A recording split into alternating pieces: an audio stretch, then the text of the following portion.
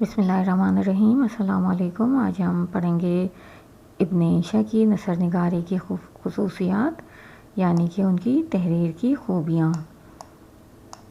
اردو ادب میں مزاحیہ اور طنزیہ ادب لکھنے والوں کی ایک طویل فہرست موجود ہے۔ اس فہرست میں ایک چمکتا ہوا نام ابن عیشا کا ہے۔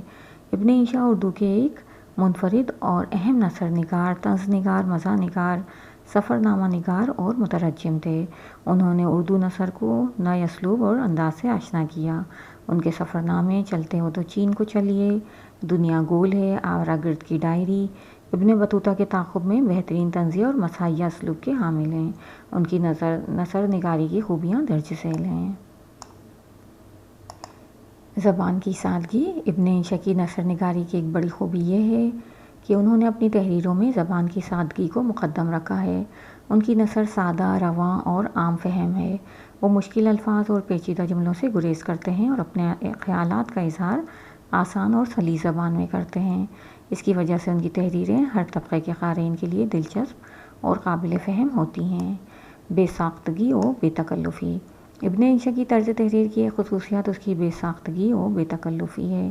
ان چیزوں نے ان کی تحریروں کو بڑی دلکشی عطا کی ہے۔ ان کی تحریروں میں موجود بے ساختگی و بے تکلفی سے قاری اکتاہٹ اور بوجھل پن سے محفوظ رہتا ہے۔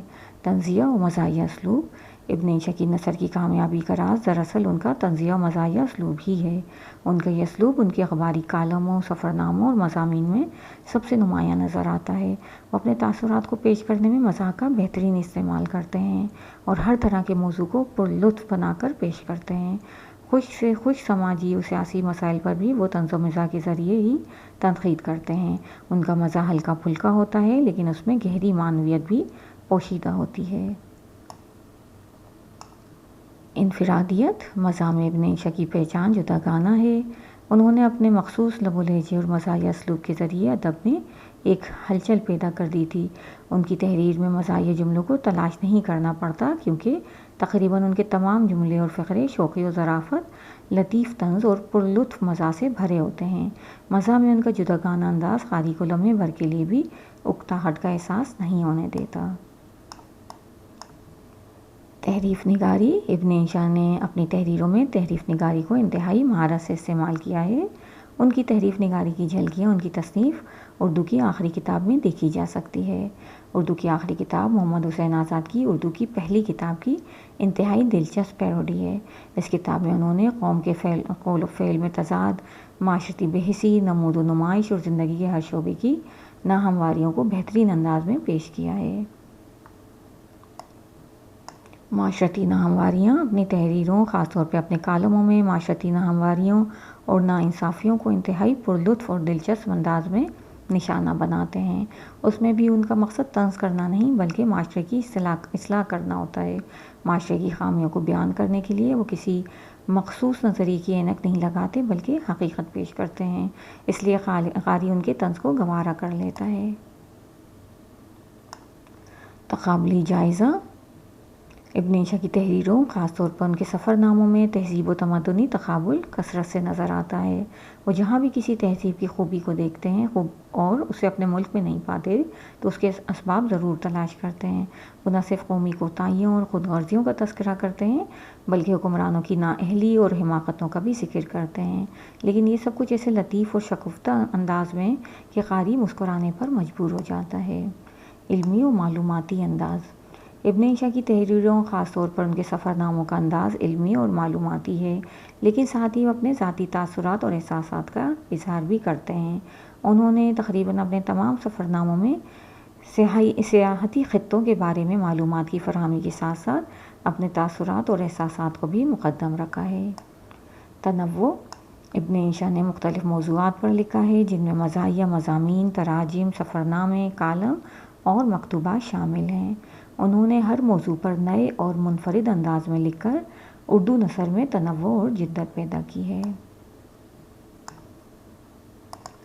منظر کشی۔ ابن عیشا کی تحریروں کی ایک خصوصیت یہ بھی ہے کہ قاری جب ان کا مطالعہ کرتا ہے تو کہیں نہ کہیں اپنے آپ کو اس میں شامل پاتا ہے۔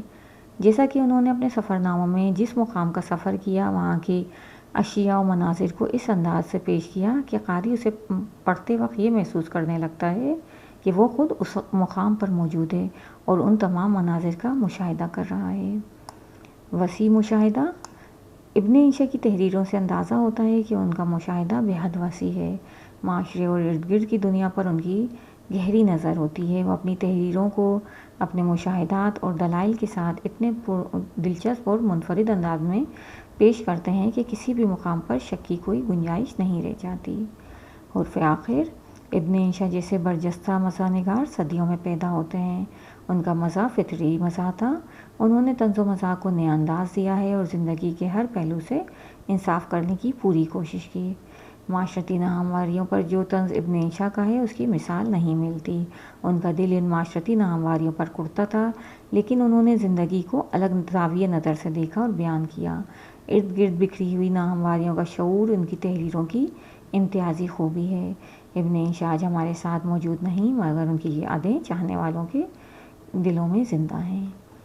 یہ تھی ابن عیشا کی تحریر کی خوبیاں، ان کی نثر نگاری کی خصوصیات۔ امید ہے آپ کو سمجھ آ گئی ہوں گی، اور ابن عیشا کی جو بکس ہیں وہ نیٹ پہ بھی ملتی ہیں، ویسے بھی خرید سکتے ہیں، اور واقعی بہت اچھی ان کی کتابیں ہیں۔